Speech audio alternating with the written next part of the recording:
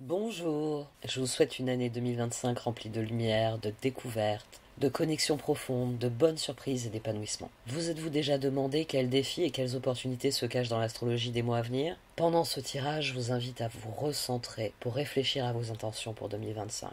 Et si vous aimez cette vidéo, pensez à vous abonner car je vais proposer de nouveaux projets cette année. Pour commencer, je réalise de nouveau un format quotidien plus condensé qui vous permet de savoir comment évolue l'astrologie au quotidien et de bénéficier des conseils des cartes sur les transits. Je vais aussi proposer un horoscope chaque semaine. J'espère que cet horoscope du dimanche soir vous permettra de planifier votre semaine au mieux en fonction des transits. Je vais aussi proposer des shorts d'astrologie car c'est semble-t-il parce que je ne poste pas de shorts que mes vidéos ne sont pas proposées par l'algorithme. Bref, faisons ensemble de 2025 une grande année, alors n'oubliez pas, vous pouvez liker, vous pouvez partager ces vidéos. Le mois de janvier 2025 ouvre l'année avec des énergies transformatrices et des moments clés pour poser les bases de nos intentions futures avec l'opposition Mars-Pluton qui se réactive dès le 3 janvier et qui nous accompagnera encore jusqu'en février. J'en parle régulièrement dans l'astrologie quotidienne.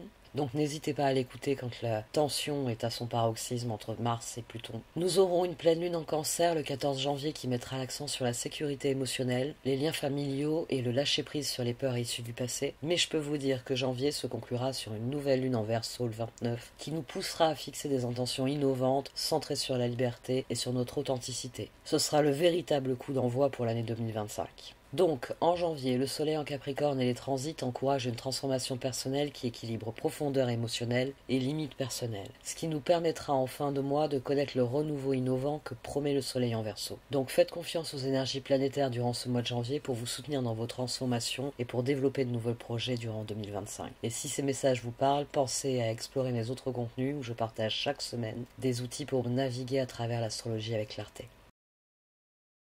Voici donc votre tirage de janvier, ami Cancer. C'est un mois qui va exiger de vous que vous fassiez ce qui doit être fait, et vous en avez parfaitement conscience.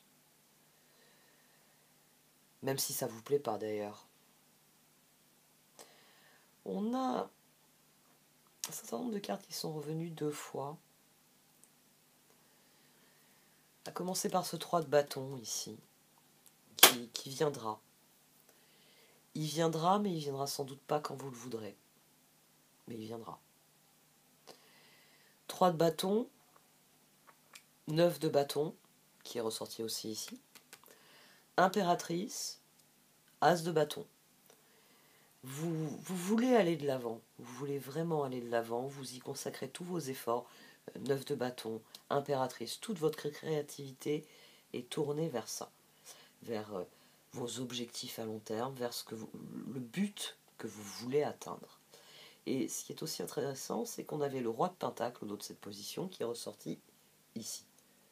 Ici, j'avais l'empereur au dos. Donc l'empereur, il supplante le roi de pentacle en hiérarchie, donc ici on réaffirme. On réaffirme ce qui a été décidé ici. C'est pour ça qu'on a l'ermite, le roi de coupe, le diable et le 5 de bâton. D'ailleurs, ça nous fait le 20 du jugement qui est ici, 15 et 5, parce que je parle souvent du diable dans ce genre de configuration comme d'un engagement irrévocable. Et c'est pour ça qu'on avait l'empereur au dos. Après le roi de pentacle qui est le plus proche dans les degrés de l'empereur, ici on a l'empereur. Donc ici on a quelqu'un qui décide qu'il veut consacrer toute son énergie à quelque chose de bien précis pour l'emmener vers ce qu'il désire que ce soit. Vous consacrez toute votre énergie à l'as de bâton pour qu'il devienne le 3 de bâton. Et ici, il y a l'engagement irrévocable à se battre jusqu'au bout. Parce que là, il y a l'énergie de ça dans le 5 de bâton, de se battre jusqu'au bout pour que le 3 de bâton advienne. Ici, on a quelqu'un qui est ermite. C'est d'ailleurs ce qui m'a frappé finalement avec les cartes du veilleur du puits, parce que je l'ai rarement vu comme ça.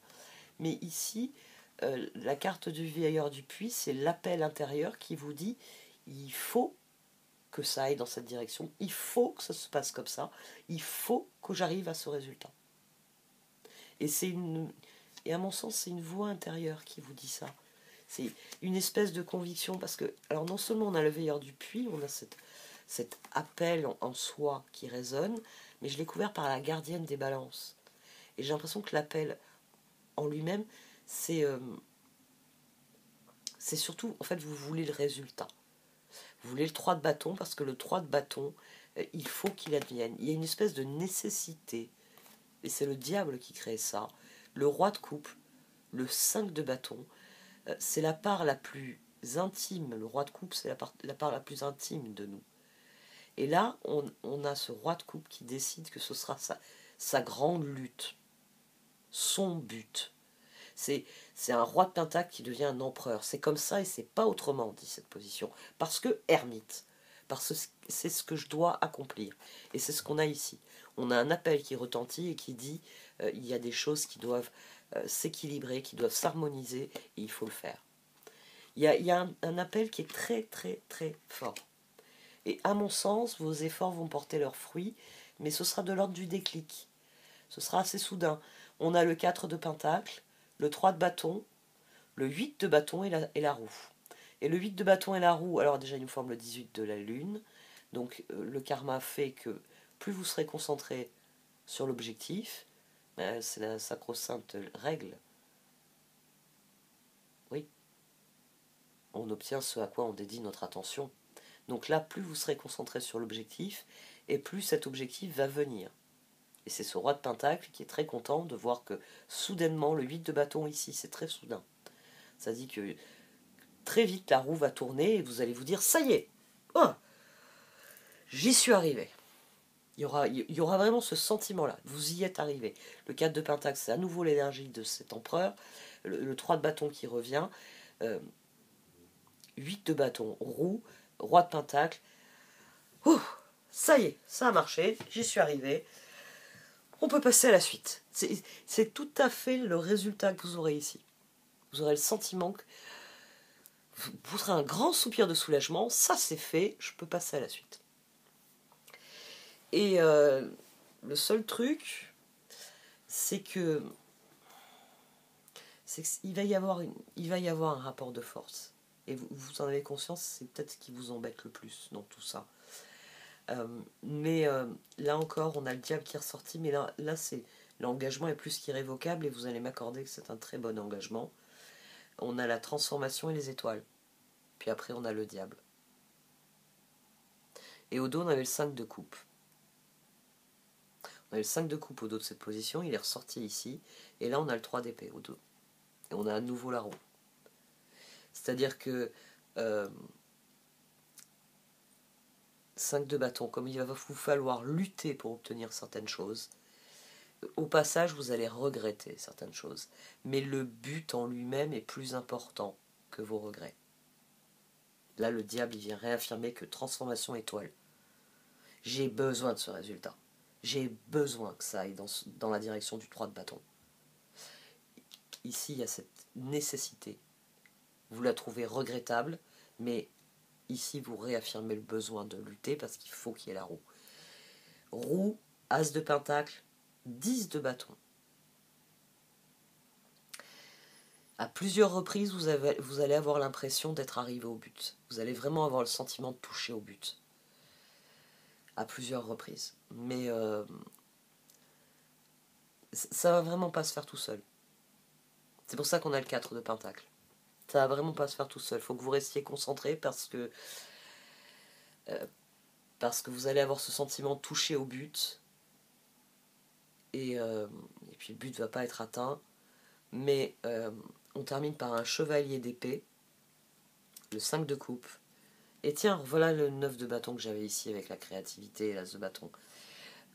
Cette fin, elle crée une double dynamique. Elle crée l'idée qu'il faut réaffirmer votre engagement irrévocable dans « je veux que ça progresse ». Et il faut aussi, et c'est pour ça qu'on a le jugement là au dos de cette position, il faut vraiment laisser vos doutes derrière vous et se concentrer sur ce qui est requis, sur ce qu'il faut faire. D'ailleurs, ça nous fait le 14 de tempérance, ces deux-là ensemble. Chevalier d'épée, c'est celui qui trouve des solutions. Mais il faut réellement laisser le 5 de coupe derrière soi pour que les solutions, elles soient pérennes et qu'elles mènent quelque part. Donc, ce chevalier d'épée, il faut qu'il enjambe ce 9 de bâton. On en revient à ce raisonnement-ci. Ça crée une dynamique de ça va pas marcher du premier coup, il faut refaire une deuxième. Non, ça marchera pas du deuxième, mais vas-y, fais une troisième fois. Il y a vraiment cette idée de devoir recommencer, recommencer, recommencer, recommencer, jusqu'au moment où vous regarderez, vous direz cette fois le résultat est parfait. Mais peu importe, c'est le plus beau gâteau que vous ayez fait. Euh, les 10 autres, oui, bon, ils ont fini dans la poubelle, faut vous en avez donné parce qu'ils étaient mangeables quand même, mais ils étaient moches. Il y a, il y a un appel qui est très pressant ici à, à garder le cap quoi qu'il arrive parce qu'à un moment donné vous aurez ce sentiment que voilà, cette fois c'est fait et c'est bien fait et c'est ce qu'il fallait faire et, euh, et vous serez dans une toute nouvelle position, toute nouvelle. C'est Mais vous serez en position de maîtrise avec le roi de Pentacle. Mais vous aurez quitté cette zone de 5 de Pentacle et d'entre-deux qui fait que vous... Ici, on a quelqu'un qui a le cul entre deux chaises avec ces deux cartes. Ici, on a quelqu'un qui sait parfaitement où il est. D'ailleurs, il a gagné la dernière partie. Bon, ma place dans le tournoi, j'ai grimpé de tant de points. Prochain adversaire pour le tournoi d'échecs, c'est... Cool, d'accord. C'est pile la personne que je voulais affronter. C'est bien joué mes dernières parties. Ici, c'est des victoires qui construisent des victoires futures. Mais la première victoire, la plus grande victoire, c'est celle que vous allez remporter contre vous-même. Surtout. En restant droit dans vos bottes et désireux d'obtenir le résultat que vous voulez obtenir.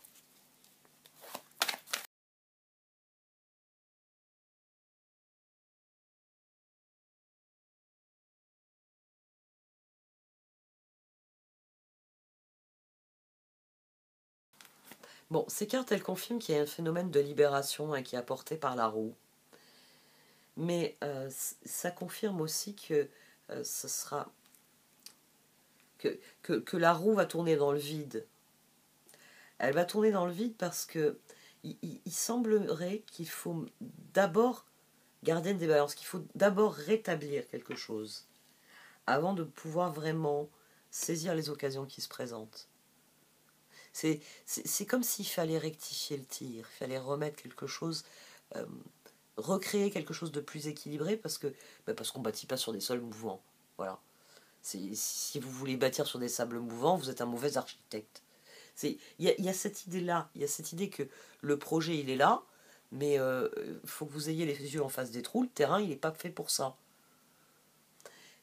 Mais qu'une fois que vous aurez rectifié les choses, que vous serez sur un terrain où c'est constructible, où vraiment le sol est ferme sous vos pieds, tout rentrera dans l'ordre.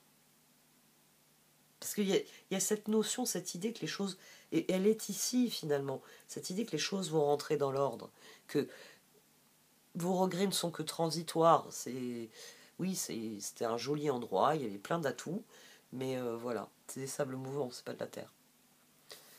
Donc on va chercher un sol plus solide pour construire. Et c'est d'ailleurs aussi ici, dans l'action nécessaire au progrès, on attire ce à quoi on dédie notre attention. Il y a la carte de guérison là-dessus. Donc c'est, à mon sens, à plusieurs reprises, vous allez vous dire « Ouh, c'est bon, j'y suis presque. Et merde, c'est pas bon encore. » Donc, mais vous allez finir par avoir... Cette position, elle vous garantit aussi que ça va finir par arriver. Le moment où ça se passera comme il se doit. Parce qu'on attire ce à quoi on dédie notre attention. Et c'est d'ailleurs l'évolution qu'on a ici. On a quelqu'un qui tourne en rond, qui recommence, jusqu'à ce que ça fonctionne. Et c'est aussi ici. Il faut guérir ce qui doit être guéri. Voilà, il faut guérir ce qui doit être guéri, il faut aligner ce qui doit être aligné, et une fois que tout sera aligné, ça déverrouillera la porte. Mais voilà, tant que la clenche elle est mal enclenchée, ça ira pas. Vous avez l'occasion de vraiment faire progresser la situation. Maintenant, il faut que vous vous concentriez sur ce qui doit être équilibré dans cette situation. Ouais, il y a l'idée finalement, vous savez, les moulins à eau. Alors c'est très joli quand ça tourne, mais des fois les moulins ils tournent à vide. C'est-à-dire qu'on les laisse tourner parce que s'ils étaient bloqués en position bloquée, le vent les abîmerait. Et puis il y a les fois où ils sont vraiment reliés à un mécanisme et ils actionnent quelque chose à l'intérieur du moulin. Et là, il y a l'idée que le moulin, euh, c'est pas encore aligné. C'est-à-dire qu'il y a du vent, mais il n'y a pas de grain à moudre. Et puis les jours où il y a du grain à moudre, il n'y a pas de vent. Mais qu'une fois que vous aurez rectifié la situation, parce que c'est une situation sur laquelle, là j'ai donné un exemple où vous n'avez pas le contrôle, mais c'est une situation où vous avez le contrôle sur ça. Vous pouvez stocker du grain pour que justement les jours de vent, vroom, on va passer tout ce grain, on va en faire de la farine. Il, il y a quelque chose qui vient parce que vous avez la patience, l'énergie de, de faire en sorte que ça devienne possible. Voilà, c'est la formulation que je cherche. C'est qu'à un moment donné, vos efforts pour que cela devienne possible font que ça devient possible. Mais c'est d'abord parce que vous vous êtes dit, c'est possible, je peux le faire. Et c'est ce pas-là qu'il va falloir faire. Le pas où vous vous dites, c'est possible, je vais le faire. Et, et réellement lâcher prise sur ce que vous ne pouvez pas faire. Guérir du sentiment que ça va mal se passer, le 3 d'épée, le 5 de coupe, que vous allez regretter de vous entêter. Non. Ici, c'est une forme d'entêtement qui paye. Ça libère quelque chose, et à mon sens, c'est pile ce que vous vouliez que ça libère. C'est ça qui est le plus intéressant. Serendipity, by the sea. C'est-à-dire que la roue tourne, et elle tourne dans la bonne direction. Et là, vous êtes super content parce que votre 3 de bâton, vous l'avez dans les mains. Vous avez les rênes, vous allez en direction du 3 de bâton. Il y a quelque chose qui est libéré dans cette situation à partir du moment où vous faites ce que doit, à partir du moment où vous établissez les choses, j'ai envie de dire, dans les règles. Voilà. On peut reprendre la route une fois que vous avez fini de faire la révision complète du train et que vous l'avez placé sur les bons rails dans la direction où il doit se rendre. C'est pas compliqué, il y a des choses à faire. Et c'est ça que l'univers vous dit.